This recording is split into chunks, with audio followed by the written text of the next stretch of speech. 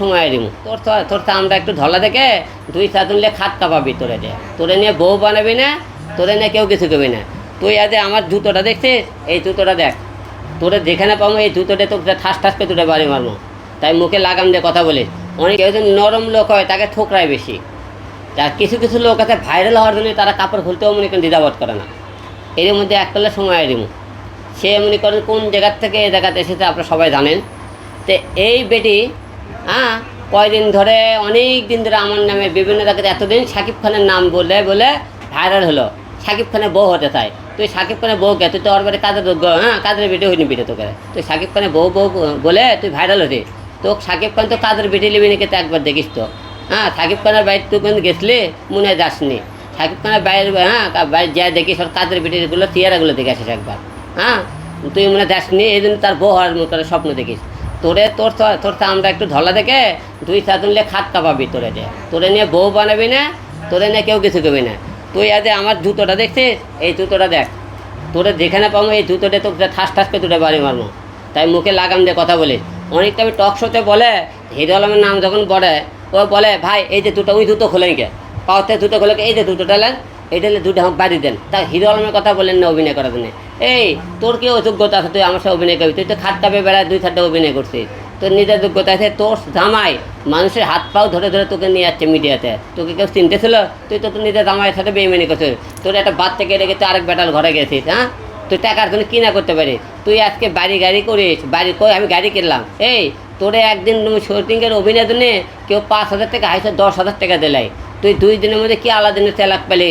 তুই কটি কাজ করতে গাড়ি কিনিস, তোর এসব আমরা বুঝি না। তুই কোটি কোটি খ্যাপ মারিস, কোথায় যায় কী করিস, তোর সব খবর আমরা জানি। তুই যেখানে পাবেন তোরে দুটো পিটা কর, মুখ সামলে কথা বলবি। তুই মানুষের সামনে বলে তো হিরো আলম তোকে হলে তো অভিনয় করার জন্য তুই একটা কল রেকর্ড দেখাতে পারবে, একটা ফোন দেখাতে পারবে।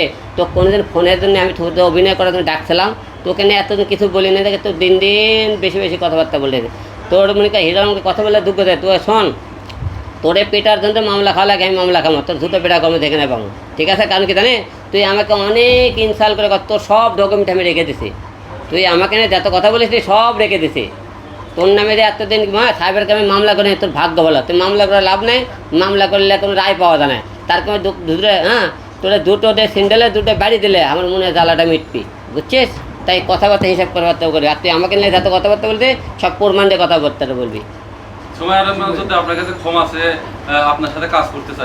ওরা রাস্তার মেয়ে, 2 টাকার মেয়ে, ওই কি কাজ করবি? ওই তো কাজ করার যোগ্যতা অর্জন করছে, ওই যারা খাট কাপড়তে পারে তাদের নিয়ে কাজ করবি।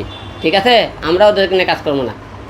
ওই কোনোদিন বলতে পারবে না যে আমি ওকে কোনোদিন কাজের অফার করি। একটা তো প্রমাণ দেখাতে পারে যে আপনাদের সাপার সামনে জুতোর মালা দিয়ে বলে থাকবো যে আমি ওকে কাজের জন্য অফার করছিলাম, একে দেখে ফোন তুই বলতে পারে আমি জুতোর মালা দিয়ে থাকবো।